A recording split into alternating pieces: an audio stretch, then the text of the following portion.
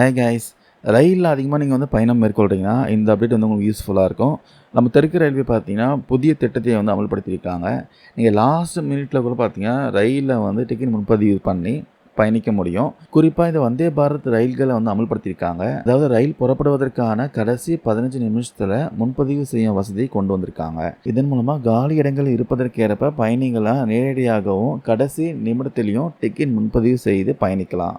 இந்த புதிய வசதி பார்த்தீங்கன்னா இப்போதைக்கு ஒரு 8 வந்தே பாரத் ரயிலில் மட்டுமே அமலுக்கு கொண்டு வந்திருக்காங்க. மங்களூர் சென்ட்ரலில் இருந்து திருவனந்தபுரம் சென்ட்ரல், அப்புறம் திருவனந்தபுரம் சென்ட்ரலில் இருந்து மங்களூர் சென்ட்ரல், சென்னை எழும்பூர்லேருந்து நாகர்கோவில், நாகர்கோவிலிருந்து சென்னை எழும்பூர், கோயம்புத்தூர்ல இருந்து பெங்களூர் கண்டோன்மெண்ட்டு, பெங்களூர் சென்ட்ரலில் இருந்து மட்காவ், அதுக்கப்புறம் மதுரை டு பெங்களூர் கண்டோன்மெண்ட், சென்னை சென்ட்ரலிருந்து விஜயவாடா. ஸோ இந்த ரயில்லாம் பார்த்தீங்கன்னா இந்த வசதி கொண்டு வந்திருக்காங்க. ஸோ பயணிகள்லாம் எளிதாகவும் வசதியாகவும் கடைசி நேரத்தில் பார்த்தீங்கன்னா முன்பதிவு செய்து பயணிக்க வாய்ப்பு கிடைச்சிருக்கு.